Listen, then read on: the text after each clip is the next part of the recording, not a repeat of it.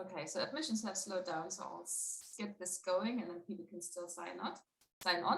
Hello everyone, welcome to this webinar organized by the Woolf Institute and by the Society for the Medieval Mediterranean in collaboration with a lot of other partners, the CSIC IMF, the University of Munich, the Medieval Studies Research Group at the University of Lincoln, Leicester Medieval Research Center and Ghent University.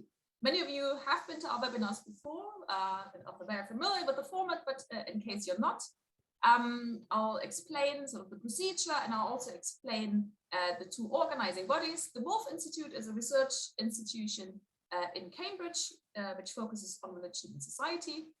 And we combine our research with teaching, with public education and with policy work. Please have a look at our website, have a look at our YouTube channels to learn more about our work. And now with my other hat as the Vice President of the Society for the Medieval Mediterranean.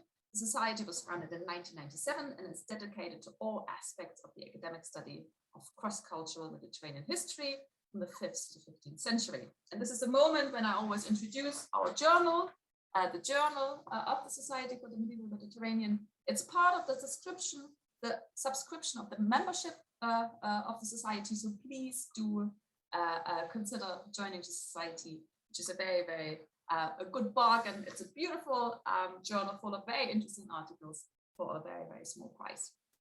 So a very quick introduction how this webinar works. We have a Zoom webinar audience and we're also live streaming via Facebook. So if you want to rewatch this, it's very easy. It will be available on Facebook immediately after this webinar.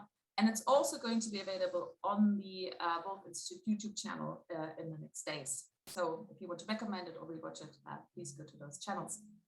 Our topic for today is slavery in the medieval Mediterranean, and I'm going to introduce the chair in a second, who will then introduce our speakers in turn. The panelists will present short presentations and then have a short discussion among themselves while you can prepare the questions that you have for the Q&A, or questions or comments for the Q&A session that we'll have afterwards. Please type the questions in the Q&A portal, not into the chat, because it's much easier for the chair to handle there. So it's now time to introduce our chair for today, Professor Serena Tolino from the University of Bern. Serena, I'm handing over to you. Thank you a lot. So welcome everybody. Thank you a lot for giving me the opportunity to chair this session today on the topic of slavery and invisibility in the medieval Mediterranean. And we have three speakers today, Cristina de la Puente, Anna Barker and Craig Perry. Cristina de la Puente is a researcher at the Spanish National Research Council in Madrid. She works on social history in the Islamic West, in particular in pre-modern times. She has been working for years on the topic of slavery, especially in Maliki legal sources. And she also published a lot in this topic. And another topic she is working on is the transmission of religious sciences in Al-Andalus. Her last work will appear soon, next June actually, with the title Connected Histories, Contacts, Tradition and Transmission in Pre-Modern Mediterranean Islam.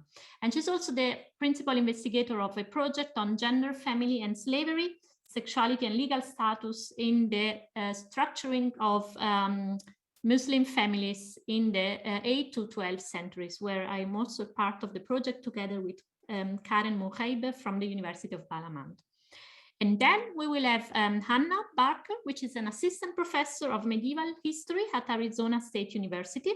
She focused in particular on the connection between the Black Sea and the Mediterranean, and especially the slave trade, which flourished in Venice, Genoa, and in Mamluk Cairo during the 13th up to the 15th century. Her book, The Most Precious Merchandise, The Mediterranean Trade in Black Sea Slaves, was published in 2019 and received the Paul Lovejoy Prize in 2020. And then, last but not least, we will listen to Craig Perry, who is an assistant professor at Emory University. And his current book project is a history of slavery and the slave trade in medieval Egypt, based mostly on documentary sources from the Cairo Geniza. He's also a co-editor of the Cambridge World History of Slavery, second volume, which was published in 2021. So I'm leaving now the field to Cristina, who will present on the invisibility of slavery in pre-modern Western Arab sources. The field is yours, Cristina. Okay. In the next 10 minutes, I would like to consider what do we mean when we speak of the invisibility of slavery. I would like to examine the factors that have caused us to perceive slavery in the Islamic world as being sometimes invisible.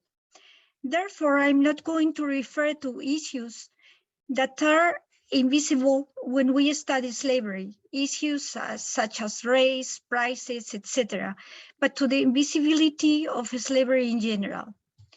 First of all, I wonder where the invisibility of slavery really lies, since in fact, slaves are all over the place. If we read a pre-modern Arabic source, it is rare not to find slaves, and in some sources, even very frequently. In the case of the Islamic West, we can say that sources that do not mention slaves are exceptional. They are present in chronicles, in literature, to a lesser extent, even in geographical sources, and in legal sources, they are everywhere. Despite this abundant information about the slaves, I believe that we find ourselves in front of different kinds of invisibility. In the first place, we can refer to the invisibility of slavery in both Arab and non-Arab historiography. I am older than my colleagues, the two other speakers on this webinar. And when in the mid-1990s, I started to publish my first works on slavery, there weren't many works that specifically referred to slavery in the Islamic world. Outstanding among them were the one by Bernard Lewis, Race and Color in Islam, and the one by Hans Müller, Die Kunst des Sklavenkaufs. It can be said that at that time, almost everything was still to be done, but also that in the last two decades, the situation has fortunately changed radically. We now have some fantastic specialized studies on certain periods and on the characteristics of slavery in the Islamic world, and some general syntheses of varying quality are already published. Besides that, it was not only Western secondary literature that avoided dealing with the phenomenon of slavery. Arab historiography did likewise. In this case, the issue can be explained by the taboo surrounding slavery among Muslims, which I will refer to later.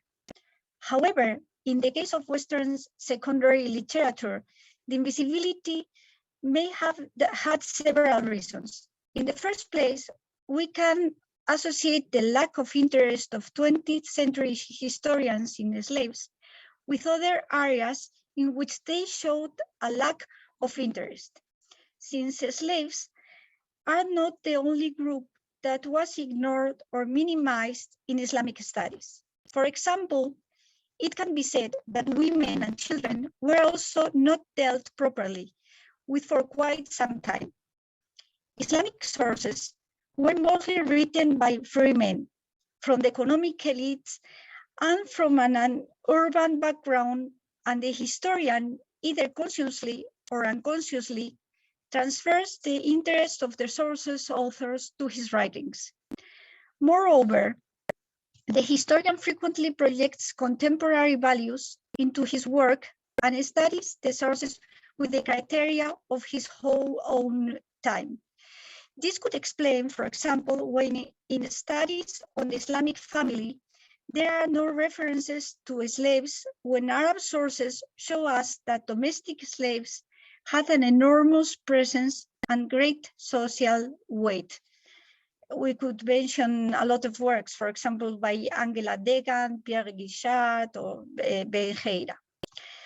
Likewise, historiography on the Islamic world of the end of the 19th century and the first half of the 20th century always followed the footsteps of classical and of medieval dedicated to the Christian world, and some disciplines, such as social history, took longer to start looking into Arabism and Islamology. Likewise, there is another possible explanation for the absence of studies on slavery that again related to the sources. Arab sources, at least the ones I know of, do not talk of slavery, but rather about slaves. This fact, that is apparently trivial, is of great importance. Arab authors mention this or that slave, sometimes even generically, without giving his name or her name, but they do not consider slavery comprehensively as a phenomenon. This is the case in all the Arab literary genre of pre-modern times. It is, therefore, the task of the historian himself to focus on the one hand, the individual slave as such, and on the other, to take an interest in the institution as a whole, or in a specific aspect of it. In legal literature, the one that provides the most information on slavery, slaves only appear specifically in the chapter that deals exclusively with manumission. However, slave law is much more than just that, and information on relevant issues such as slaves' marriage, divorce, sale, punishment for their crimes, etc., has to be looked for in the corresponding chapters, which approach these questions from all points of view and from the perspective of all social groups. Although slaves were mentioned very frequently, historians had overlooked their presence in the context of broader issues such as marriage, hudud punishments, etc. To conclude this point, I have referred to the alleged lack of interest of Muslim historians in slavery. In fact, even today, and although there are important exceptions, the most frequent approach to the topic has a noticeable apologetic tone. Quite frequently, an attempt is made to justify an institution that from our contemporary point of view is atrocious, although it is legal and partially regulated in the Quran. Andalusian sources contain numerous references to slavery. However, interest in the subject is a rather recent development. In the case of Al-Andalus, we are faced with several reasons that have made slaves invisible. First of all, the terminology in the sources, just as it occurs in the East, is ambiguous, which results in slaves sometimes going unnoticed or being confused with serfs. As is well known, words like ghulam, khadim, jaria can have different meanings and refer to either free men or women or to slaves. To the Arab euphemism, the euphemisms used by historians to address the subject have been added. Translations carried out up to the 90s would never allow a study on slavery to be done without directly consulting the original source, because the vocabulary on slavery chosen for translations was often random or imprecise. For example, it was even possible to translate Arab as black slave, while actually there is no reference to his color anywhere. In the case of female slaves, it is even worse, since the translation as concubine, which is a Western euphemism for sexual slave, has led the historians to create a third category that cannot be identified with either free women or with the slaves. Another reason for the invisibility of slavery in Andalusian sources is that the sources that have survived of the pre-modern Islamic West are fundamentally theoretical or official. The historical chronicles are palace annals, where the protagonists are always the ruling family and their exploits. Of course, we find in them references to slaves, but always current slaves. References to slaves of another kind are very scarce. Furthermore, they are always mentioned individually and in relation to their role or function at court, but there are almost never references to them as a group or as an institution. When it comes to literary works, Andalusi books have a very clear Oriental influence, and it is very difficult to distinguish which stories or anecdotes are completely original and which are copies of stereotypical Oriental literature.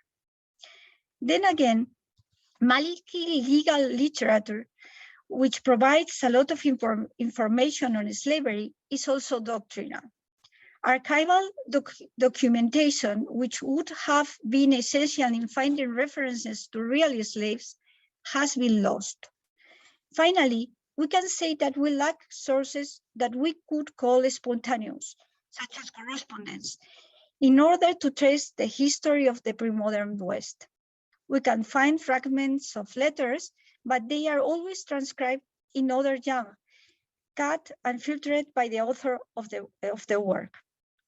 To conclude this brief chat, which is only the result of my experience in dealing with slavery in Arab sources, I would like to add that we have taken a decisive step by taking an interest in the institution of slavery, and that we should congratulate ourselves on the ever increasing number of studies on the subject. Slaves are now less invisible. However, we still have the challenge of incorporating slaves into the general historiography, where some groups are still ignored, as if though they could only be the object of specific studies and not a fundamental part of the political and social history of the different regions of the Islamic world. It is precisely the leading role that many slaves acquired in the power relations at the court what distinguishes Islamic slavery from other forms of slavery elsewhere. Okay, thank you. Thank you a lot, Cristina. So I'm giving now the word to Hannah, which will present on the invisibility of violence. There we go. Okay. So in my talk today, I want to focus on the circumstances under which violence is, so I'm going to focus on the invisibility of violence. I want to focus on the circumstances under which violence is concealed and revealed in primary sources dealing with slavery in the late medieval Mediterranean. I think it's an important issue because violence or the threat of violence is a defining element of slave status, but it's a difficult topic and something that our sources often shy away from or present in ambiguous ways. Today, I'm going to examine two case studies dealing with violence against enslaved people, one more extreme than the other. Because my fellow panelists focus more on Muslim and Jewish communities, I decided to pick cases from a Christian community, namely Genoa in the 15th century. In both of my cases, I want to highlight subtle references to violence in order to make the point that we as historians need to pay careful attention to and to unpack the details of our sources to make this kind of concealed violence visible.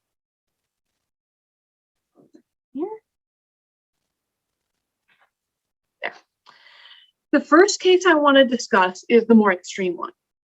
In 1440, a Genoese man named Babilano lodged a complaint against a shoemaker named Jacopo over the purchase of a slave.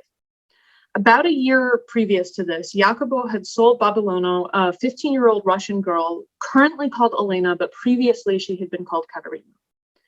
At the time of the sale, she suffered from, quote, a fracture or a rupture behind her right ear. This was an above-board sale. It was facilitated by a professional broker, and so Babilano was aware of the fracture at the time of the sale. His testimony makes clear that this fracture was also mentioned in the written instrument of sale. Babilano agreed to try to cure the fracture for a period of 10 months, after which, if it wasn't healing, he would return Elena to Jacopo and get his money back. The surviving document in the register of the notary, Antonio Fazio, reflects Babilano's decision to give up on trying to heal Elena and to declare the sale invalid instead. This kind of clause in a sale contract, disclosing an injury or an illness so that it wouldn't affect the act of sale, is not especially unusual. Most of the injuries that were mentioned in sale contracts, however, are vague about the cause. There are many reasons why a person might lose an ear or an eye or become lame. These kinds of injuries could be connected with abuse or maybe with illness in some cases, or with violence in the process of being taken captive, or they could have predated the person's enslavement altogether. As an example of that, this is 1434, another Russian slave, in this case a 12-year-old boy, currently called Theodoro but previously called Coscoldi, was sold in Venice with a warranty of good health except for some toes, which he had lost due to frostbite. So the clause says, healthy in mind and body and all his members, hidden and manifest, except some digits of the feet, which he lost on account of the cold. Did Theodoro lose his toes before or after he became enslaved? Maybe he tried to escape during the winter. Maybe it happened on the ship traveling from the Black Sea to Venice. We have no way of knowing for sure, so it's hard to make an argument about the significance of this injury. Elena's fracture, however, is different. It was definitely not caused by illness. What kind of violence would cause a fracture behind the right ear?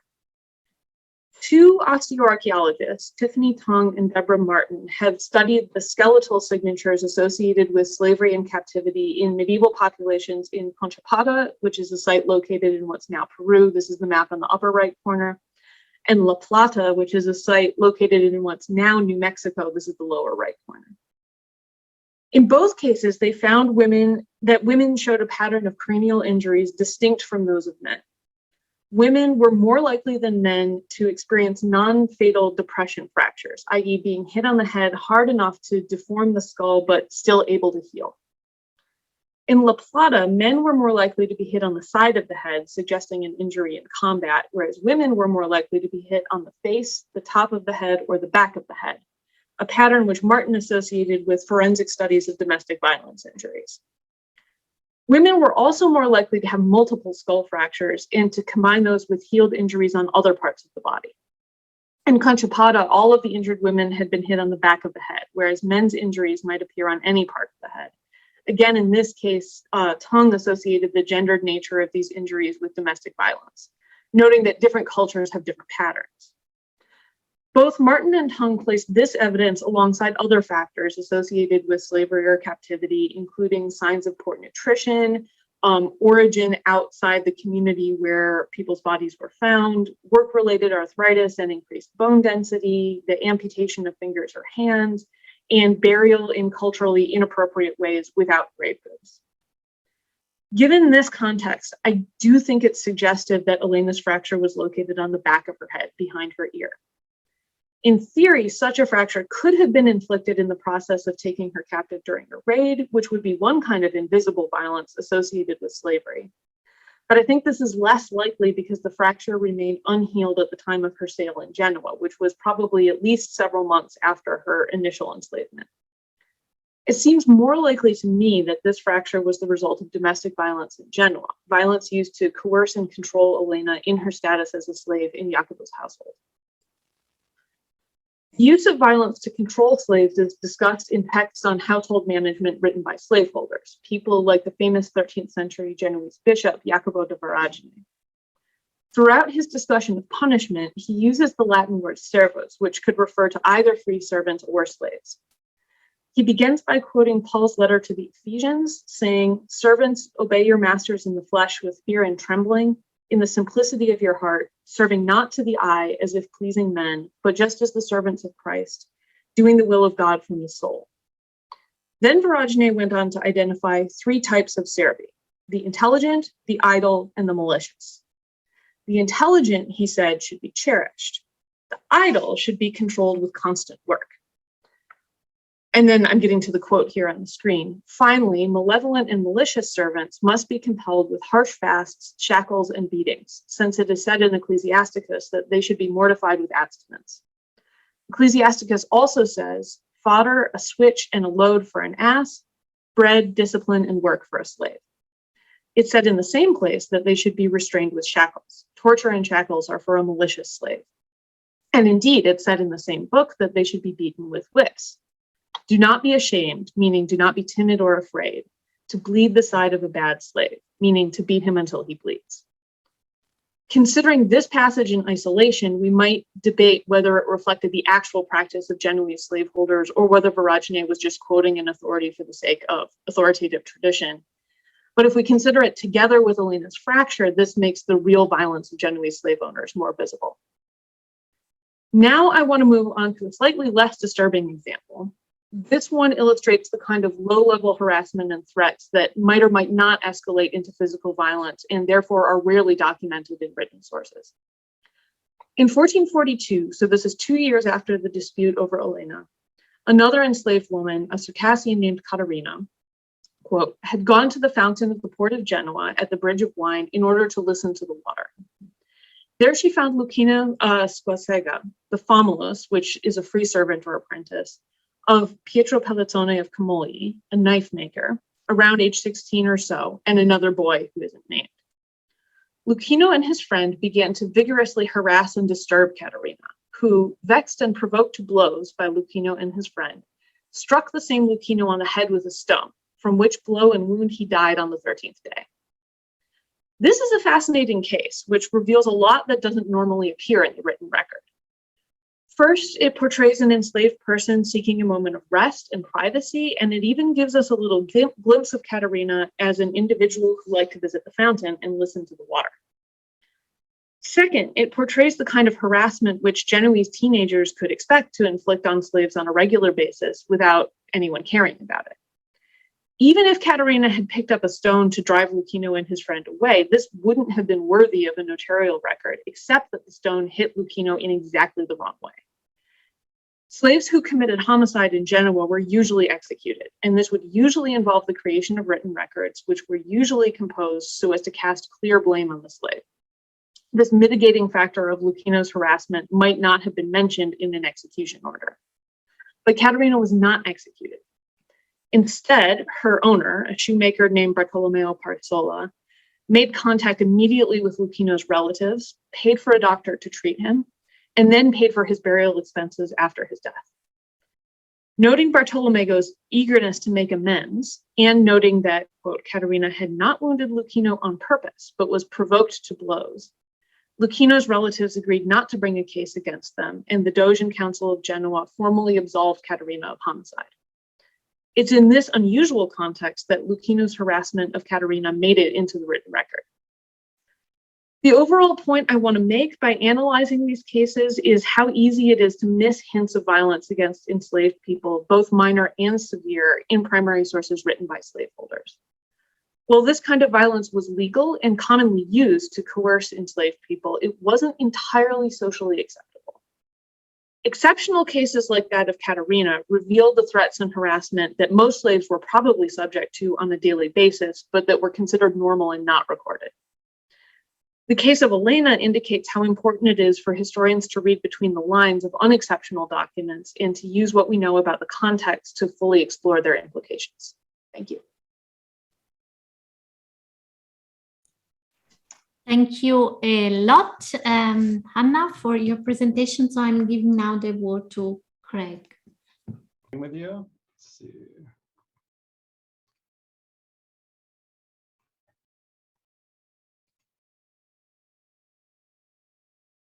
Okay, stop me if you can't see the slides. So the topic I chose today was the invisibility of daily life, and by this I mean the invisibility of the daily life of enslaved people. Start my clock here. And I'm going to do this by sort of talking about the sources I analyze. Before I talk about the textual sources that I read and study, I want to highlight the work that other people are doing on sort of material sources and visual culture. And here are two recent works. One that thinks about the invisibility of slavery in the archaeological record for medieval trade, and a second recent study about enslaved people, particularly depictions of dark-skinned enslaved people in images from the medieval Islamic world. Just wanted to highlight that because I'm aware that the textual domain in which I work shows us certain things, but also has some certain limitations. So the materials I read come primarily from the late 11th century in terms of where the documents mention slavery, through the early mid 13th century. This overlaps with the rule of the Fatimid Caliphate and the Ayyubid Sultanate in Egypt. The materials I read are a portion of what's called the Cairo Geniza, which might be, we think, let's say 10%, don't quote me on that figure, of the overall Geniza, which also includes literary materials, liturgy, so on and so forth. So I'm talking today about the documentary Geniza and what I'm able to, or how I'm able to use it alongside other sources to think about the daily life of enslaved people. So I also want to address the application or the wider applicability of Geniza documents for the study of slavery in the medieval East more broadly. So the Geniza comes from a Jewish archive of sorts, right? A manuscript depository for disused papers. But the people who put their papers there were deeply embedded in Islamic society, both in the economy, both in their social relationships, and they were legally recognized subjects of the Caliphate and then the Sultanate. And that legal recognition was one of the protections that gave them the ability to buy and sell slaves, as did Christians with whom Jews transacted in slaves, for example. I do want to also highlight, in contrast to other sites around the Mediterranean, one thing that is interesting about the Geniza is that we don't have enslaved people appearing as litigants.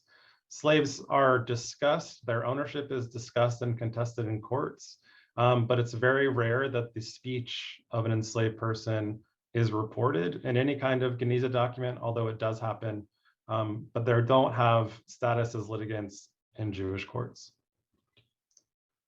So what I offer you here, and I hope the type is not too small for you to read, is not a typology, but is meant to be a schematic to show you the kinds of domains of daily life that I'm thinking about when I'm trying to identify the roles and experiences of enslaved people. So I'll just briefly go around from 12 o'clock on this schematic and then go clockwise. So I think about foodways and food culture, both like what did slaves eat? Were slaves cooks? Did slaves cook things that they knew or brought with them from the area of their birth and raising before they were enslaved and trafficked to Cairo? Where did enslaved people sleep, right? Where was their residence within the house? How did they have shelter? Third, the mobility of enslaved people is very important because it's part of their life as laborers. It was also how they made social networks and shared information with other people, including other enslaved people. I'm going to share one inventory of an enslaved woman. So what clothing did an enslaved person have? Did they have any kind of possessions they could call their own? I've talked in a recent talk, which I won't revisit here. What were the experience of labor for an enslaved person? We presume to know a lot about what domestic labor was, but can we actually do this kind of spade work in textual and other sources to describe that labor more specifically and to think about the materiality of that experience? Like what implements did enslaved people work with, for example, in the house and in their different kinds of labor? Another part that is often invisible to us, but that we know existed, were the social interactions that enslaved people had, both with each other and also with people in the households in which they were embedded. And then finally, I think one that's very difficult to get at is, what about the interior life of enslaved people and sort of their psychosocial outlooks? Sometimes we do get glimpses of this in the speech that is reported of enslaved people in Geniza documents, but this is something that's very elusive. So I'm going to share with you now just kind of two snapshots of how I might think about this using textual sources, but then also trying to think also with material culture. So this is a depiction of a large house or housing complex based on the work of Dr. Matthew Harrison. This image comes from Eve Krakowski's book, Coming of Age in Medieval Egypt. And so this would be the kind of home or apartments that a wealthier person in Fustat might live in. And these were also the class of people who were more likely to be able to afford enslaved people and to use them both in the household and for errands outside of the household. So it opens up a set of questions for me about, how did the enslaved person move through the home? Where was their sleeping place, right? What aspect or what parts of the home did they have access to? Another part, which isn't implied by this image, is if we can think about then how did they move out of the home and into the city when they traveled to take bread dough to communal ovens, when they traveled to wells to retrieve water, for example. This was part of the labor they did, but it also, I think, speaks to the social networks that enslaved people had access to or that they formed in these spaces. And I think that's a really important topic to think about, because I think this is also how enslaved people acquired knowledge. And slaves use that knowledge to navigate, for example, legal regimes, whether in Jewish or Islamic contexts. So I think one way in which slavery is invisible, but that we can start to think about making it more visible, is in this material and physical world. So I'll share with you now a second domain in which I'm thinking about the visibility of enslaved people. So this is part of an inventory of a deceased person, a man, and he was a slave owner. The enslaved woman who lived in his household, her name was Musk. She's called here in around line 9 of this document, a Jaria, or slave girl. And so here I think is something that I don't know of any other parallels in the Geniza yet, but we have a description of her possessions. So I'll briefly just read here. So Musk, the slave girl of the deceased, had, right, a sleeping carpet, right, of 2 layers, in which were a belt and 2 layers, a locally made makta, which was like a robe, a white laundered cloak, pardon the typo, with black borders, and then there's a lacuna, a blue something, half garments, a new paneled jukania, which was a sort of dress with long sleeves that was often, we think, worn inside the home, probably worn while Musk was sort of performing labor in the house. They could be adorned or they could be plain. A face cover, which I think is very interesting, because we often, one reads that enslaved women were some of the only people in certain contexts that were allowed to go with their face uncovered in certain times and places. But here we have an enslaved woman who has a face cover. Another robe, makta, and then a pair of socks of different colors. So in my last minute, I'll say there are different ways I think that we could use this. First of all, we know the value of the clothing for the jukania, for example, could be between 1 and 3 dinars. So we can think about what sort of investments did slave owners make in the sort of material comforts and necessities of enslaved people. We'd also know that freed women who show up in the Geniza corpus sometimes had small estates because they tried to will them to their associates at the time of their death. And so I hope this gives you just some ideas of the kinds of questions that I'm asking about ways in which we can read what can be a fragmentary source base about enslaved people and start to do a kind of spade work where we build up a picture of what their daily life consisted of. Thank you. Thank you a lot to our 3 speakers. It's fascinating in 10 minutes how much food for thought you were able to put there and how much interesting idea were there. So the field, I think, is now open for discussion and for question. For now, I do not see any questions, so maybe I will share my thoughts, my reaction to what you mentioned. I found quite interesting how much, and this is usually a problem that we have when looking at slavery, and I think you made it clear how much it is talked about slavery and how difficult it is at the same point to find the voices of the enslaved people and how challenging that is, and how we need then to look at other kinds of sources and maybe go beyond textual sources in order to find something. And what I also find really interesting to think about is, of course, the difficulty, which is maybe what is important for, for a social historian, not try to reconstruct the real life and the real practices of enslaved people.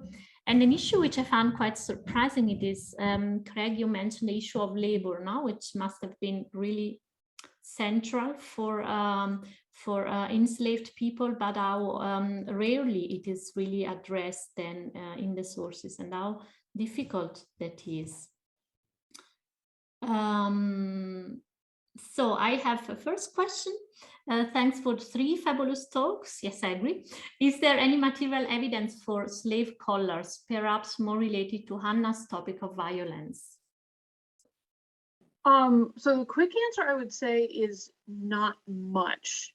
You wouldn't necessarily expect to find textual references to it. I would like to see more archaeological work done on Italian cities. Although the article that Craig showed at the very beginning of his presentation by Janelle Fontaine also suggests that collars are maybe not the best archaeological evidence because they can be used by people who are not enslaved, like prisoners, for example. And then enslaved people don't necessarily wear collars either, so that's an ambiguous piece of evidence. The one thing that comes to mind off the top of my head is there's a mosaic on the Church of San Tommaso, I think, in Rome, that shows Christ freeing 2 enslaved people who are wearing collars and shackles and chains. That is the one that springs to mind right away. That's the only image I can think of off the top of my head that shows slaves wearing chains. So for what that's worth, there is an image. You could probably find 1 or 2 more things to go along with it, but it doesn't seem to be like a main symbol of slavery. Thank you. We have another question, very interesting question from Jo van Stenbergen. So how we put these 3 papers together, how are they, does it make analytically and descriptively sense to think of a Mediterranean slavery? Or is it better to think of slavery as a more general historical phenomenon manifesting specifically and in varying ways in the Mediterranean? That's quite an interesting question. So who wants to try and answer?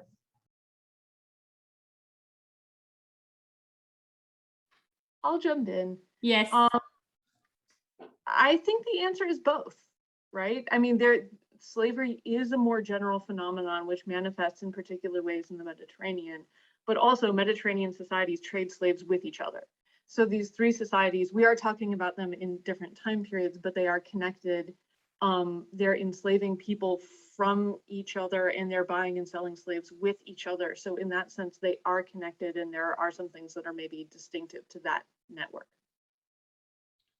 Craig, you unmuted yourself, so I think you want to say something? Yeah. Yeah, I'll chime in. I mean, I think Hannah's recent book, is really an excellent place to read about that question and her answer in even more detail. So I struggle with the Mediterranean as a rubric for my own work. I would say this though, I think more, I guess for me, it's more about the question of Jewish slave owners and the Islamic society in which they're participants. And so I would say one turn in my field has been this idea that there was an ordinary culture in medieval Egypt. And here I'm also thinking with Eve Krakowski's book, and that is, Muslim authorities recognize rabbinic law and rabbinic Judaism as like a legitimate deen that this dhimmi group had. And so Jews, for their part, have like a usable tradition that they've inherited from late antiquity that they're trying to use and fashion into like a usable framework for owning slaves. But their right as slave owners, what makes them able to sort of legally own a person and be protected from enslavement inside of the lands of Islam, comes from Islamic law. So I see, it's not necessarily, I don't think of it in terms of Mediterranean, but I do think it in terms of a shared culture of slavery that I see in Egypt, and then I can expand that to Yemen because I have evidence from there, and then also in the western coast of India during this same period. Because the people too who are trading enslaved people over long distances they share an idea of what slavery was and what it meant to have a commodified human that could be exchanged. So I realize that doesn't squarely answer your question, Yo, but those are just some of the ways I think about it. Thank you a lot. Cristina, would you like to add something or? I agree with Craig, and I think it's very difficult to answer this question because the sources, we have a problem because sources aren't similar in different cultures. We find different kind of sources, not only if we compare Christianity and Islam, but also within Islam, we find different categories of sources and different way of speaking about the slavery in the West and in the East. And so it would be great to answer this question, but we need more sources and sometimes we don't have it. That's my opinion. Yeah, thank you. So we have another question. Where did the majority of slaves in the medieval Mediterranean come from? Was it rare for slaves to come from local regions? And was there any racial element to slavery in this period? I see Hannah. Yeah, Cristina, go for it. It depends of the region. It depends of the period. So slaves, my experience is that the slaves come from everywhere. It depends. In some periods, there are the majority captives from the north, for example, from the Christian countries. In other periods, they came from Africa. But I think race is not the question. It depends always of the period of the region. It changes in the same region, for example, chronologically. Craig and Hannah seems to agree. Hannah, you want to add something? Yeah, Christina's, I completely agree, right? It is regional and also it changes over time. So if you look at Genoa in the 12th century, the sources of their slaves are different from Genoa in the 14th century, are different from Genoa in the 16th century. As other kinds of commercial networks are shifting as well, they're shifting where they get their slaves. So without being more specific, it's hard to give a really good answer. Just to help flesh out the picture, in Cairo and Fustat during the 11th century, for example, we could say enslaved people come from Sicily, from Frankish territories, from the Byzantine realm, from Armenia, also from East Africa, from India, and from Libya. But it's I think the region in this time that's most intensively exploited for enslaved people is like Nubia and the Eastern Sudan. So there's it's possible to tell a story that's like proto-global, but on the other hand, I think sometimes I feel like it's misleading for me to frame it that way because there's just a much more kind of intensive relationship between, and for Egypt, between Nubia and Sudan. Okay, so the next question we have got is about peace treaties. It says that's the interest of Betty is asking the question, says my interest is in the treaties between Crusader states and Muslim neighbors, and they often try to arrange prisoner exchange or return. So the question is, do we see any evidence that slave owners might have their slaves return as part of a peace deal, for example? I can give an answer to this based on the Aegean, and I'm very curious to see what Cristina would have to say about Iberia. But I think this is about the distinction between slaves and captives. And there's debate about this, so this is my view, right? But I think that captivity is something that's understood by the people involved to be temporary, and slavery is something that's understood by the people involved to be at least potentially permanent, semi-permanent, right? And so the return of prisoners and captives in the wake of a war, that happens pretty commonly, but there are people who expect to be ransomed or who expect to be returned in terms of a treaty, and there are people who do not. And occasionally they're wrong in their assumptions, right? There are people who expect to be returned who are not, and people who expect never to return and then they get lucky. But in most cases, I think people who have captives are aware that there's the potential that they're going to be returned in the context of a treaty. And so that's not a surprise. But there are exceptions. And in the Aegean, there's some interesting cases of people who are sold as slaves with a clause in the contract that if their relatives should ever come and ask to ransom them, the buyer is obligated to accept the ransom. So it's kind of keeping the door open for them to be able to go home. This is not really in a treaty context, but this is more in a families organizing ransoms kind of way. In the Crusader case specifically, I think the returns get negotiated fairly quickly, and so there's not a lot of confusion about whose status is temporary and whose status is permanent. So maybe we have time for one last question, and then I give the word back to Antonella. And there is a question about status. So depending on whereabouts enslaved people are located and the wealth and the state of their owners, is there evidence suggesting some slaves were greater in status than other slaves? Who would like to answer that? Craig, yes. I can answer. Cristina, do you want to chime in?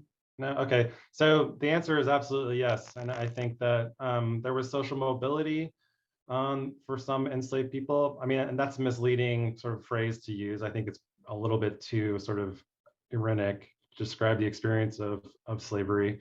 But enslaved people would invoke the honor or social station of their owners in some cases as a way to assert their own prestige and status in certain contexts. And then you have enslaved people or freed people with immense power in military contexts who have access to caliphs and sultans. Serena, you've worked on this for the Fatimids. So, and then you have elite women who are highly trained, who are kind of rock stars of their era in terms of their musical ability, their renown as singers and poets and orators. And we read about them more in narrative sources. So there is a great range. And so the experience of enslavement, therefore, is very variable. Yeah, thank you a lot. Maybe now to wrap up the session, I'm giving back the word to Antonella for her final words on today's session. Thank you, Serena. I think actually there might be time for one more quick question. And I wanted to say for those, because I see there are plenty of interesting questions in the chat. As you know, we will finish at 6:30 with the live recording and the live streaming on Facebook. However, if you stay in the virtual room for a little bit longer with our speakers, I'm sure if they don't mind spending a few more minutes with us, we can actually go through the questions and answer them more informally without being recorded. So that would be great. In this case, actually, I'm going to wrap up officially by first of all thanking all our speakers for today. Has been a fantastic session, loads of food for thought, and also a special thanks to Serena, who has been chairing this session, and thanks for coming back despite the internet issue. One of the things is also, please do remember to keep an eye on our social media. Our next event, our next webinar will be on Tuesday, the 26th of April. It's going to be about mobility, belonging, and community in the Mediterranean cities. And we're going to focus on Barcelona, Venice, and Constantinople. And I think we're going to go back to the usual time. So we start at 5 p.m. British is it summertime? I'm not sure. It's never really proper summer in Britain anyway. But okay, so thank you everyone, and I think now we can continue with answering the questions without having the pressure of being recorded. But bye for now to our live audience on Facebook. Bye.